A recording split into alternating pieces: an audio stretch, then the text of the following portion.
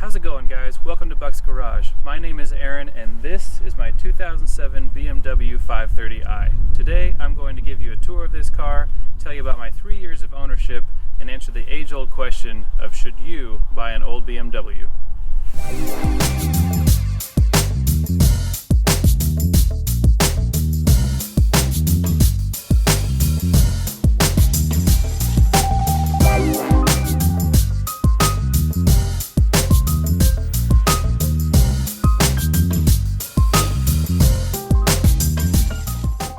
First things first, I have to admit I've been a fan of old BMWs ever since about 2005 when my dad bought a 1998 BMW 740iL E38.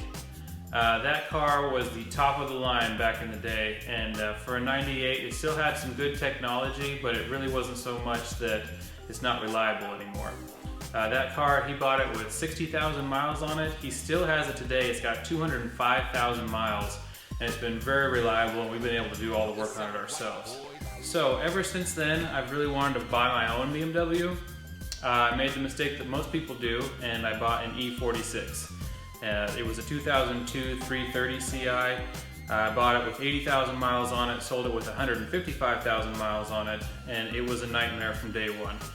Cooling system issues, belt and pulley issues, oil leaks everywhere. Suspension issues, bushing issues, just everything on that car was constantly falling apart. It was my wife's daily driver, and she was always coming home telling me there's something wrong with the car. We managed to keep it for 5 years, but it was just a thorn in my side the whole time. So there are good old BMWs, there are not so good old BMWs. If you know anything about the 7 Series after that 98 to 2002 year, none of them have been any good ever since. They've all got engine problems, electronics problems. You can pick them up dirt cheap because they're just not worth having. Same with the E46s, they're getting to the point where they're really cheap, but in my opinion, just not worth having. The cooling system's no good, and they leak like every other BMW. So what do you do if you want a BMW, but you don't have $50,000, $75,000, $100,000 to go buy a new one? Well, there are some old ones that are worth having, and in my opinion, this is one of the best. So when I went looking for a BMW sedan, I wanted a V8, I wanted all the horsepower, I wanted the driving experience, the ultimate driving machine. Problem with that is BMW V8s after the year 2002 just haven't been very good. They've got rod bearing issues. The newer ones with the turbos, they have a V-style turbo, so the turbos sit inside the V of that V8, and it heats everything up and just destroys everything. So they're just not very reliable. So when you're looking for an older BMW, I ended up deciding that I needed to stay away from the V8s because they just aren't very reliable. So if you can't do a V8 BMW from back in the day, what do you do? Well, in my opinion, this is the way to go. This has an inline 6 BMW engine, and this has been their bread and butter from day one. Their inline 6s have been reliable from the 80s onward. The newer ones with the twin turbos do have some slight issues, but overall they're pretty reliable. This engine right here I think was the sweet spot. This engine is the N52, and it came after the M54, 56, you have to check me on that came in the E46. This is a similar engine. It did get a little bit more horsepower. It's got 250 instead of 225. But they made some other good improvements on it in my opinion. The cooling system is a lot more reliable on this car, and they also reduced some of the drag on the engine by putting an electric water pump, electric thermostat, things of that nature on this car. So I actually get better gas mileage out of this car than I did out of the less powered E46 that we had before. And this car has also been a lot more reliable. So first things on this car, it is an E60 chassis code. I believe that ran from about 06 through 09, 2010. Mine in particular is a 2007.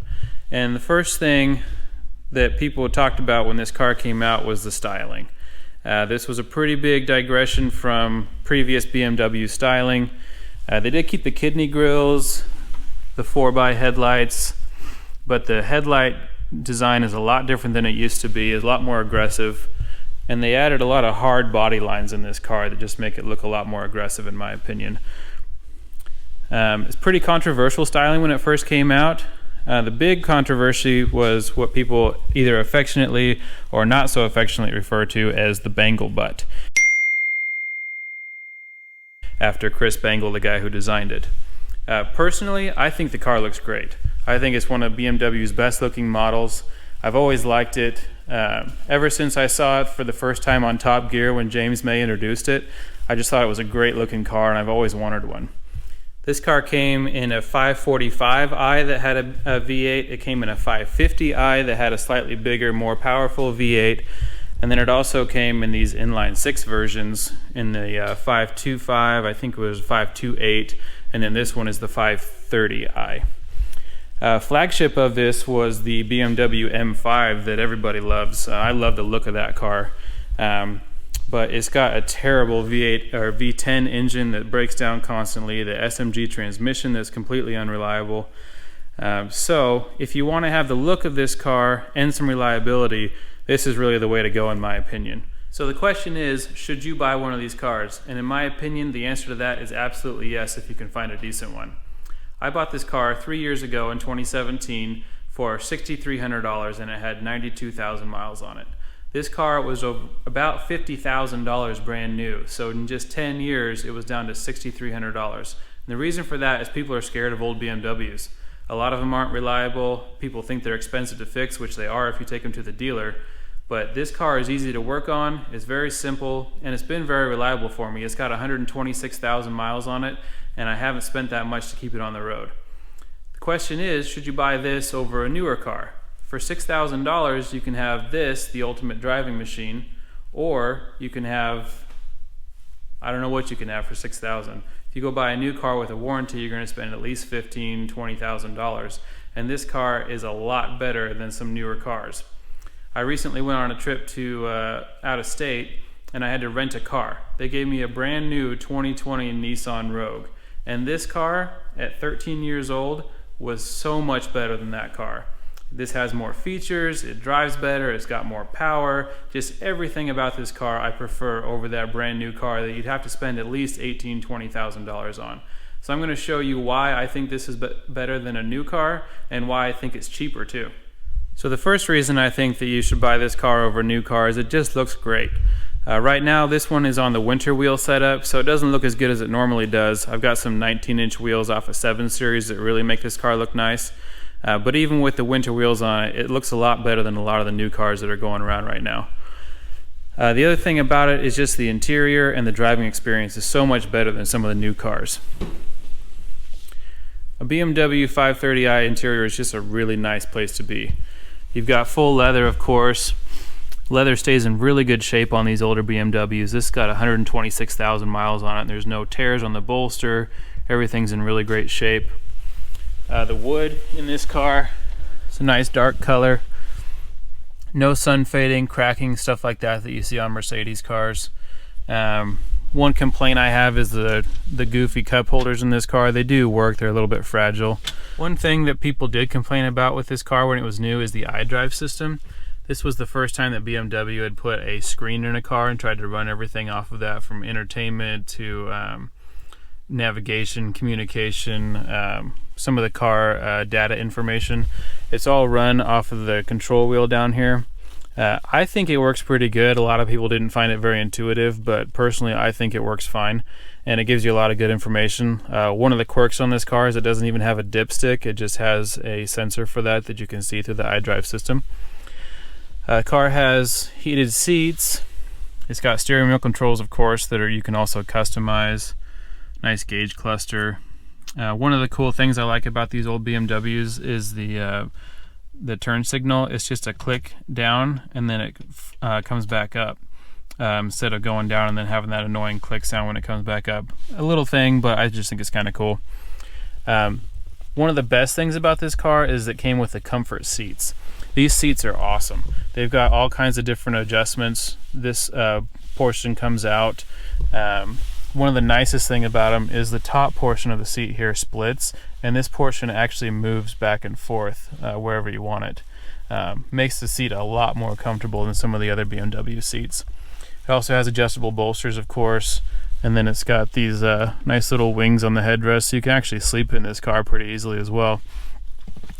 Just a really nice place to be. You know, it's got sunroof, the whole 9 yards, home link, of course, automatic climate control.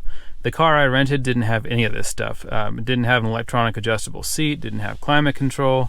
Obviously it was a rental car, so it's not going to have all the nicest features, but you're still going to end up paying $15,000, $18,000 for a stripped down car like that. And this was only $6,000. The only thing that rental car had that this car doesn't have was CarPlay that I really liked. You can add that to this car. There's options for that. I haven't done that. I did add Bluetooth so I can stream music on this car. So other than that, this interior is a really great place to be. Now, of course, the main reason to buy an old BMW over a new car is BMW's tagline, the ultimate driving machine. And this thing does drive really nice. So let's get it started up. BMW's got in 07 had this key. This was kind of their first version of a keyless key. You do still have to put it in the ignition. It doesn't, you can't just leave it in your pocket. The version after this you could, but in 07 you couldn't. So you kind of slide it in, push it, and then you do have a push button start. Starts right up at 126,000 miles. No warning lights, no check engine lights. My washer fluid is low. Wife's been using that a lot in the winter. But it starts right up, no issues.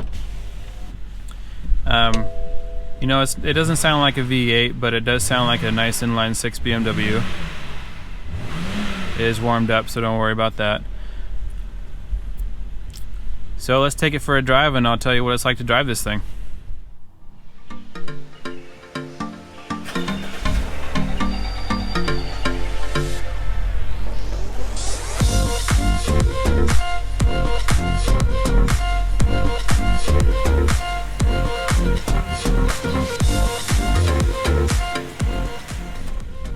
So as we all know, BMW is the ultimate driving machine.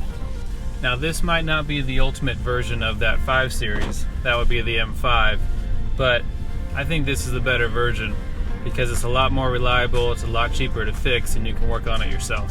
It doesn't have that V10 engine that's going to break down on you, it doesn't have an SMG transmission that's going to cause you problems, it also doesn't have V10 sound or power, but it's going to get you where you want to go. This car has been a daily driver for me for 2 years, and now my wife is driving it as a daily driver for the last year. And it's been really reliable. It's only left us on the side of the road once, and that was due to a faulty water pump that I had to replace. Other than that, it's been rock solid. She's driving it in the winter in Idaho right now. It is rear-wheel drive, but it has snow tires on it and BMW traction control. And between those two items, the snow tires and the traction control, it really does really well in the snow. We've got a 4-wheel drive pickup, and I prefer this in the snow over that truck. Now this car is obviously not the fastest 5 Series that you could buy back in 2007. It's got 250 horsepower, but it is a bigger car. It's a 4-door sedan. You know, it's built for carrying at least 4 adults, and it'll fit 4 pairs of golf clubs in the back. You've got your standard manual standard mode and transmission. It's kind of their eco mode. It's okay, you get decent power from it. It moves along just fine. I'm not sure what the 0 to 60 on this car is, but it gets on the freeway just fine. There is an option to manually shift it. You just move the shifter over, and now you're in sport mode. Sport mode has got quite a bit more get up and go. It will hold the revs a lot longer before it shifts. A lot better for passing if you're going to be on a 2-lane road trying to pass people. I like to put it in sport mode. You can manually shift it, and it will show on the dash what gear you're in, and you can pick a gear from there. You can downshift by pushing forward on the gear shift, or you can pull it back and it'll go up to the next gear. I haven't used that a ton on this car. This isn't a canyon carver. It's a be comfortable, go into work kind of car. So I don't use it a lot. It does not have any flappy paddles. That came on later for BMW. So really, it's just kind of a good commuting car that has a decent amount of power. All right, pulling out onto the highway here, I'll kind of show you the 0 to 60 once we get a gap in traffic. I'm going to do it in just regular mode, not sport mode or manual shift mode, kind of give you an idea of the overall everyday driving experience of this car. Pulled out here.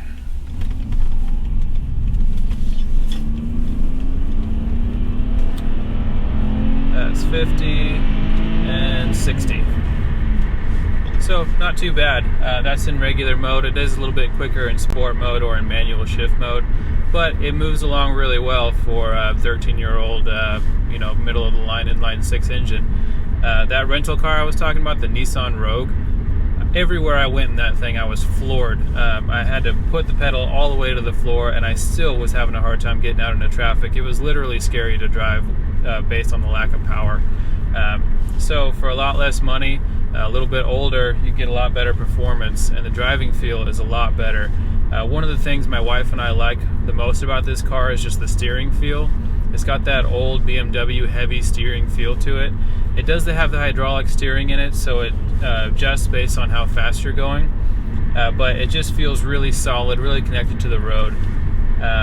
I've got Mercedes cars with airmatic suspension, and those might be more comfortable because they do float a little bit better, they're a little more adjustable, but this car is more fun to drive, it handles better. The steering is more connected, it handles better in the corners. That's more what it was designed for. The Mercedes is, you know, more of a luxury comfort car. This car is still plenty comfortable. This has the sport package on it, so it does have a little bit tighter suspension than some of the other 5 Series of this era. But it's just a really good balance between comfort and good handling, and we really enjoy driving this car. I will give you a run up 0 to 60 in the sport mode and with the manual mode, kind of show you the difference there, and then we'll wrap it up. Alright, here's a run from 0 to 60 in sport mode.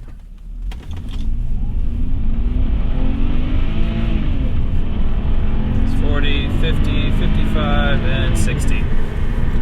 So, still not going to win any races, but it is quite a bit quicker than it is in just the regular mode. You know, I like to throw it in that sport mode if I'm trying to pass somebody on a 2-lane highway, but otherwise, regular mode's pretty decent in this car. I will show you one in manual. It's going to be pretty similar, but I'll show that to you as well. Get stopped here. Alright, so now I can use the same shifter to start in first here, and away we go. 40, 50, and 60. So, after all that, are you going to go out and buy an old BMW? Sure, you could buy a Honda, you could buy a Nissan, you could buy a Toyota, Kia, Hyundai. Never tried those, don't want to. But it's not going to be as comfortable. It's not going to be as fun to drive. It's not going to handle as well. It's not going to look near as good. So, in my opinion, at the end of the day, old BMWs still have a place. You do have to find the right one. Most of them aren't reliable. You do have to find one in good shape, which isn't easy. It took me 6 months to find this car. But they are out there, they are available, and if you can find one, they are worth having. If you're interested in cars like this, I've got other cars like this. That's kind of the idea behind this channel, is to show you how to get an old car like this, keep it on the road, keep it reliable. So we'll be going over costs to keep this thing reliable, keep it on the road. I'll be going over projects that happen in the future. My wife is daily driving this car 50 to 60 miles a day, so things are going to come up with it. So if you're interested in that sort of thing, then please like and subscribe to the channel, and there'll be more of this content coming. But for now, thank you for watching, and we'll see you next time. Hopefully, final check. Hopefully I'm in here. See me in the car.